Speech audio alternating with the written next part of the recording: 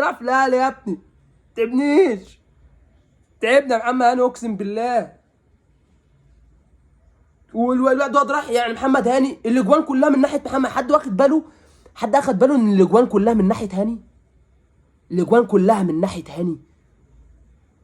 ولما ديانج نزل ابتدى يغطي مع محمد هاني عشان عارف ان محمد هاني ده مفضوح. الواد بيعدي من جنبه محمد هاني، ايه ده؟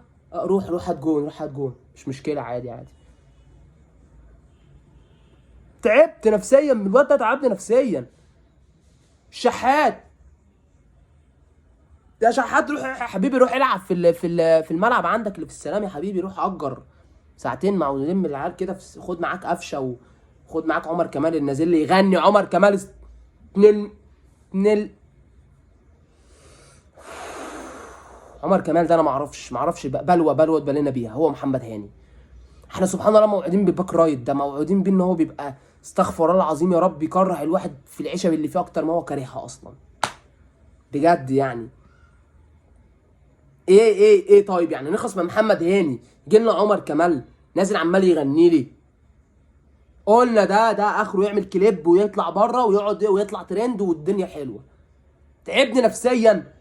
كرة الجون فاضي رحت تحطها في الواد. طب ما تبصيها يا عم بن شرقي، بعيد عن بن شرقي يعني اللي مضيع بتاع 3 اجوان بن شرقي ده، تمام؟ ما اعرفش ماله، طول عمره كان بيحط الار 2 دي، طول عمره بيحطها، طول عمره بيحط الار 2 بيحطها حلو وبيروح.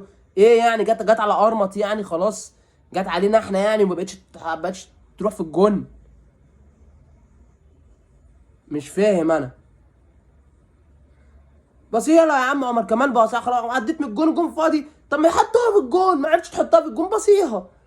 لان انت لما انت مش هتعرف تحطها خلاص عملت اللي عليك، ما انت هيتحسب لك الجون، هيتحسب لك، تبقى لقطه حلوه اتحسبت لك. بس هو لازم اللقطه لازم تحصل اللقطه. ويعمل لك زي يا استاذ رامي ربيعه. انا ما يعني ماتش على قد ما هو حلو على قد هو وحش. حلو هجوميا وحش دفاعيا. بصراحه يعني كتر خير وسام وكتر خير ديانج وكتر خير بن رمضان وزيزو.